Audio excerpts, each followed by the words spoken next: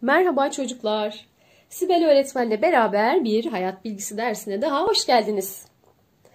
Hayat bilgisi dersinde çocuklar biliyorsunuz bu hafta son üniteye geçtik. Son ünitemizin adı neydi? Doğada hayat. Artık doğaya yakınlık göstereceğiz. Doğayı daha yakından tanıyacağız. Bugünkü konumuz ise çocuklar bu ünitemizdeki ilk konumuz bitki ve hayvanların önemi. Bitki ve hayvanların hayatımızdaki önemini göreceğiz. Peki ya olmasalardı diye kendi kendimize sorular soracağız. Bunun cevabını bulacağız. Peki gerçekten ya olmasalardı? Düşünelim. Biz insanlar hayatlarımızı sürdürebilmek için çocuklar doğada bulunan diğer canlı ve cansız varlıklardan yararlanırız. Yani insan tek başına ihtiyaçlarını karşılayıp tek başına hayatını devam ettiremiyor çocuklar. Mecburen diğer canlı ve cansız varlıklarla etkileşim halinde yaşıyor. Bu bir yerde doğal dengenin korunması, yaşamsal faaliyetlerin devamlılığı için bir zorunluluk haline geliyor. İşte bizlerin de çevremizde bulunan bizim dışımızdaki canlılara baktığımızda bitkiler ve hayvanlar olduğunu görüyoruz çocuklar. Bitkiler ve hayvanlar insanların birçok yaşamsal ihtiyaçlarını karşılayarak hayatlarını devam ettirmelerini sağlıyorlar. Örneğin bitkiler besin, süs eşyası, solunum, sağlık, doğanın korunması ve ham madde ihtiyaçlarının karşılanması için kullanılırken hayvanlarsa yine besin, giyim, ulaşım, sağlık ve güvenlik alanlarında hayatımıza katkı sağlıyorlarmış. Demek ki yaşamımızı devam ettirmemiz için gerçekten de diğer canlı türü olan bitki ve hayvanlara çok fazla ihtiyacımız varmış. Bu alanları şimdi daha ayrıntılı göreceğiz sizinle. Evet. Bitkilerden nasıl faydalanıyoruz? Ben buraya size bitkileri temsilen bir çiçek çizdim. Tabii bitki dediğimiz şey sadece çiçekler değil ama ben burada biraz daha görüntüsü güzel olsun diye çiçekle bunu örneklendirdim. Bitkinin nelerinden faydalanıyoruz diye bir bakmak istiyorum çocuklar. Bir bitkinin tohumlarından, bir bitkinin yapraklarından, bir bitkinin köklerinden ve bir bitkinin çiçeklerinden farklı farklı faydalar sağlayabiliyormuşuz çocuklar.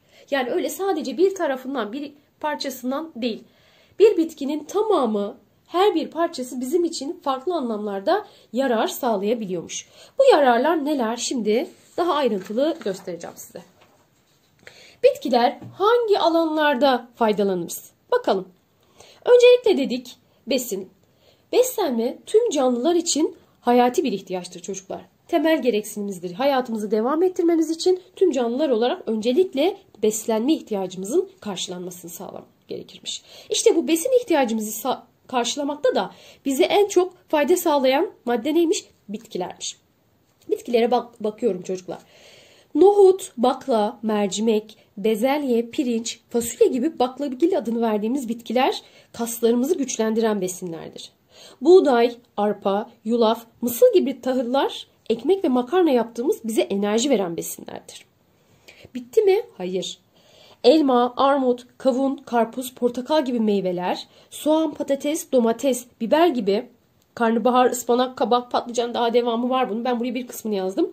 Bunun gibi sebzeler ise diyor vitaminleri sayesinde hastalıklara karşı bizi koruyan bitkisel besinlerdir. Evet, farkına varmadan bu bitkisel besinlerin bizlere ne kadar faydası oluyormuş çocuklar. Bakın vücudumuza enerji veriyor, güç veriyor, bizi hastalıklara karşı dirençli hale getiriyor.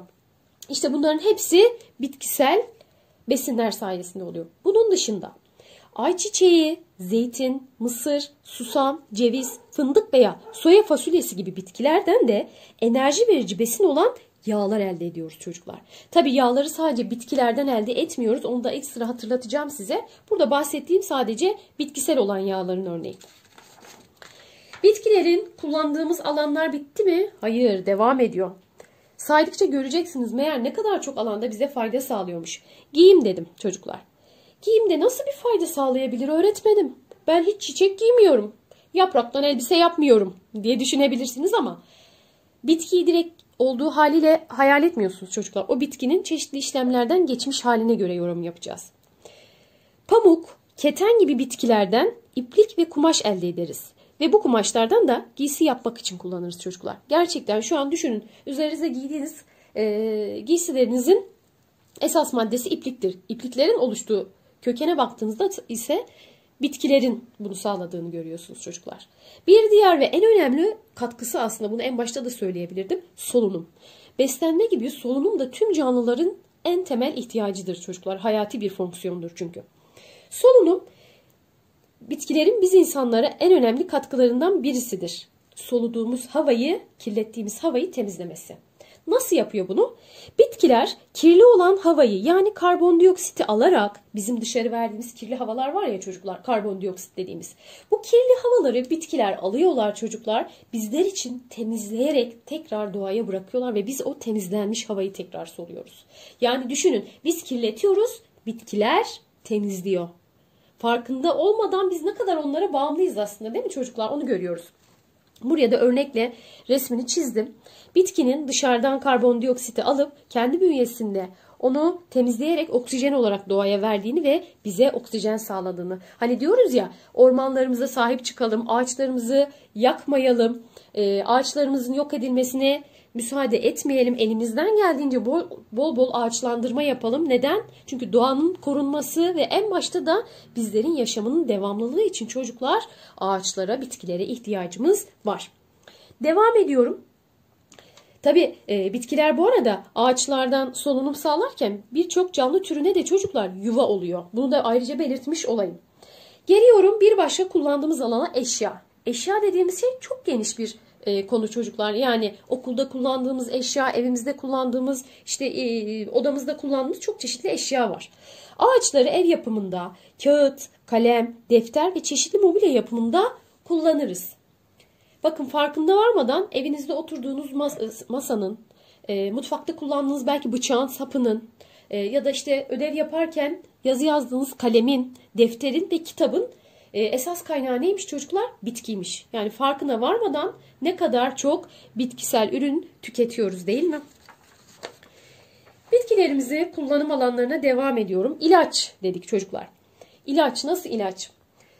Alternatif tıpta özellikle ya da işte günümüz ilaçlarının birçoğunun kökeninde çocuklar bitkisel maddelerin olduğu, artık günümüzde bitkisel ilaçlar daha da yaygın. Çünkü yan etkileri daha az oluyor. Burada örnek verecek olursam mantar, kekik gibi bazı bitkiler de diyor ilaç yapımında kullanılır. Bakın, farkında olmadan bitkiler bizim sağlığımız için de ne yapıyormuş çocuklar? Önemli bir yer tutuyormuş. Devam ediyorum. Temizlik alanı dedim. Burada temizlik belki hem kendi vücut temizliğimiz, hem yaşadığımız çevrenin temizliği, hem ortamın, doğanın temizliği, güzelliği anlamında genelledim bunu. Papatya, gül, lale, karanfil gibi güzel kokulu bitkiler hem temizlik alanında çeşitli güzel kokulu ürünlerde hem de park ve bahçelerde çevre güzelleştirmede kullanılır. Düşünün, evinizin bahçesini süslemek için ne kullanıyorsunuz? Çok çeşitli süs bitkileri var. Ya da işte kullandığınız temizlik ürünleri, sabunlar, şampuanların içerisinde bitkisel ürünler var.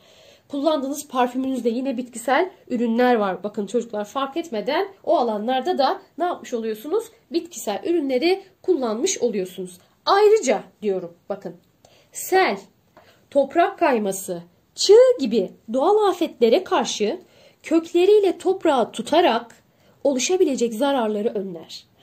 Şimdi doğanın korunmasında en önemli unsurlardan biridir çocuklar doğal afetler. Ama doğal afetleri biliyorsunuz ne yapamayız? Engelleyemeyiz. Ancak ne yapabiliriz?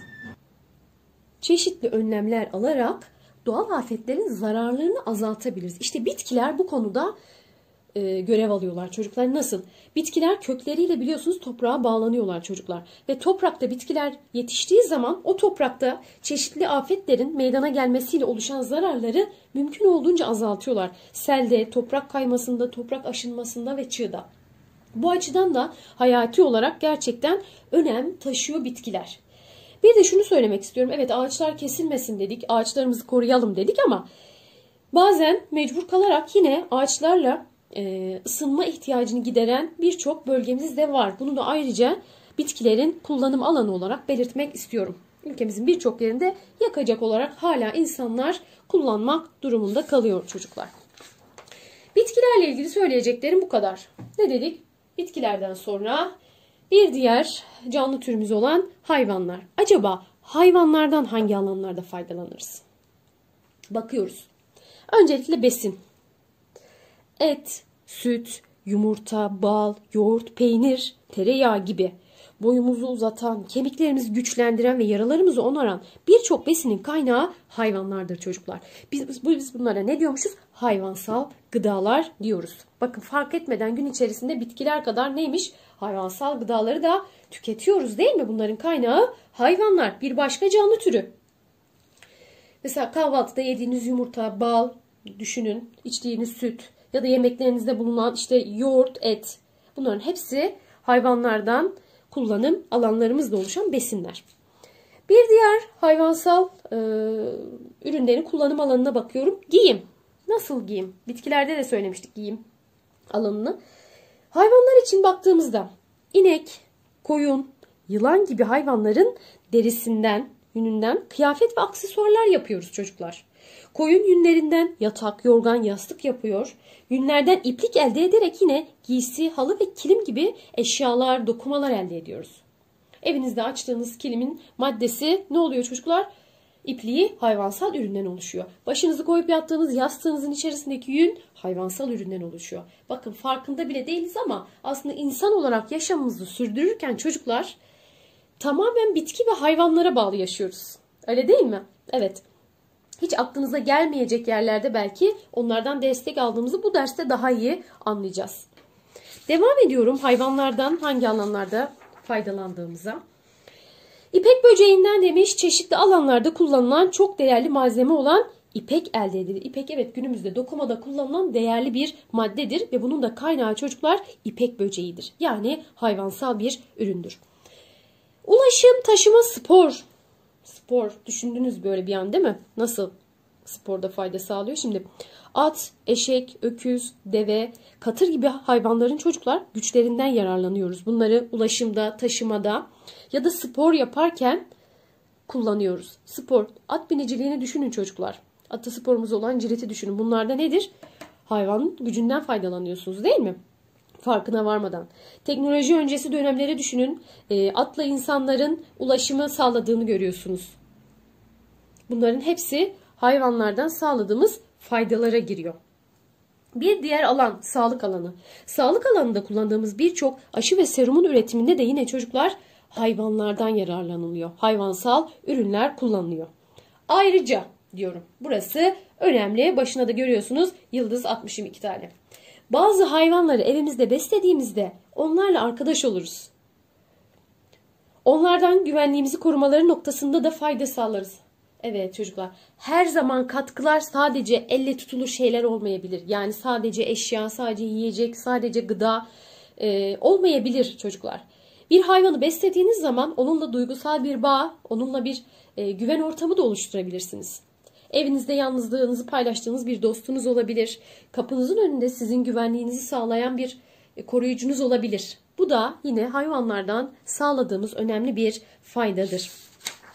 Evet devam ediyorum. Bitti mi? Hayır bitmedi. Evet.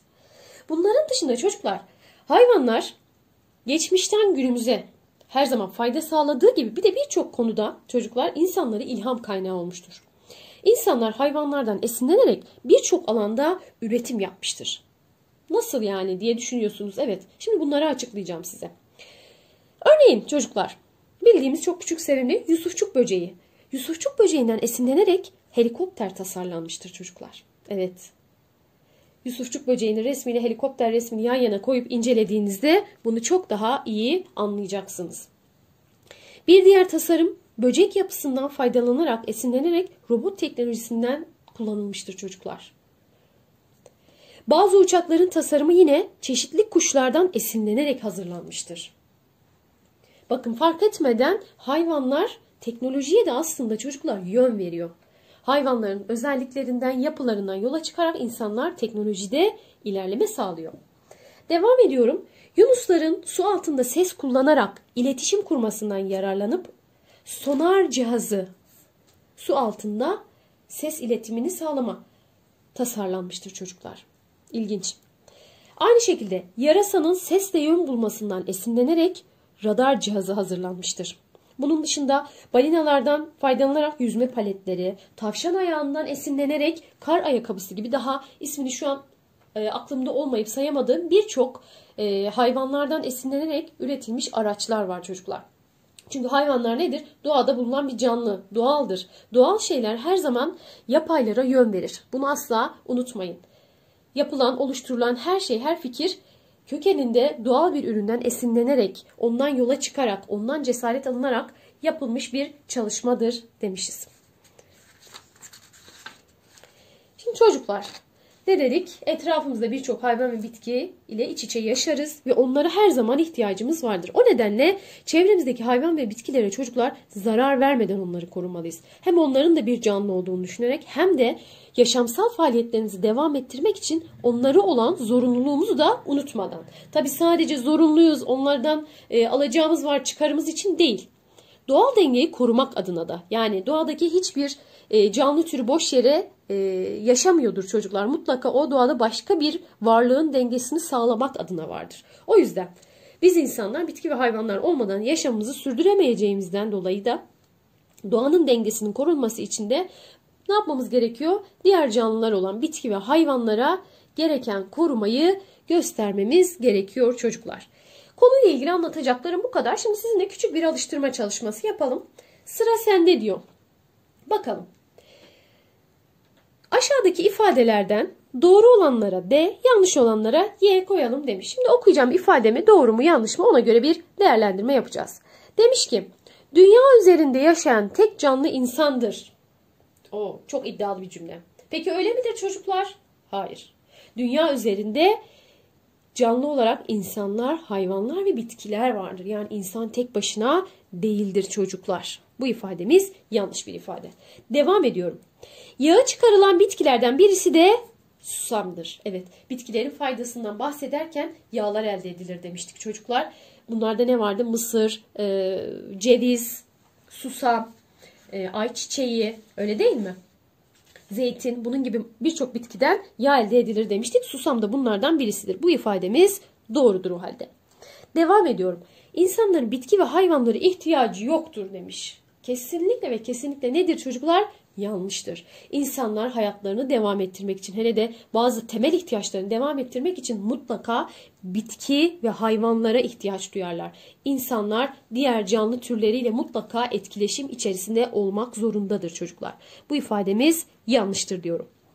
Devam ediyorum. Bitkilerin tek faydası havayı temizlemeleridir.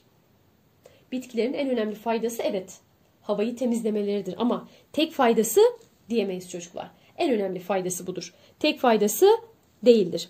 Bitkilerden sağladığımız besinler, giysi, eşya yapımı, işte temizlik maddesi birçok alanda işimize yarıyorlar. Devam ediyorum. Helikopter Yusufçuk'tan yararlanarak hazırlanmıştır demiş.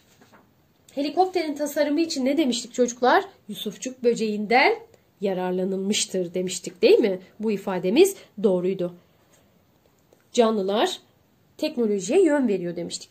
Süt, yumurta ve et hayvansal gıdalardandır. Evet, süt, yumurta ve et hayvanlardan elde ettiğimiz besinlerimizdir. Bu nedenle hayvansal gıdalardandır. Doğru ifademiz. Devam ediyorum. Bitkiler doğal afetlerin zararını azaltırlar. Ne dedik? Toprağa ektiğimiz bitkiler toprağa kök salarak toprak üzerinde bir güç sağlarlar çocuklar. Böylece doğal afetlerle ortaya çıkacak zararları da mümkün olduğunca en aza indirirler. Bu ifademiz de yine doğru bir ifadedir. Son olarak okuduğum ifadem ise kuşların yapısından robot tasarımlarında faydalanmıştır diyor. Dedik ki evet hayvanlar teknolojiye de yön vermişti ama kuşların yapısından nerede faydalanılır demiştik çocuklar? Özellikle uçak tasarımında demiştik. Robot tasarımı için böcek yapısından faydalanmıştır. Sakın tuzağa düşmeyin. Kuşların yapısından nerede? Uçaklarda faydalanıyor. Robot da böceklerden esinlenerek hazırlanmıştı. Bu ifademizi de yanlış olarak kabul ediyorum.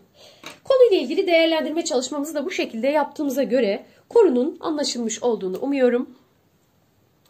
Beni dinlediğiniz için teşekkür ediyorum. Bir sonraki dersimizde görüşmek üzere. Hoşça kalın.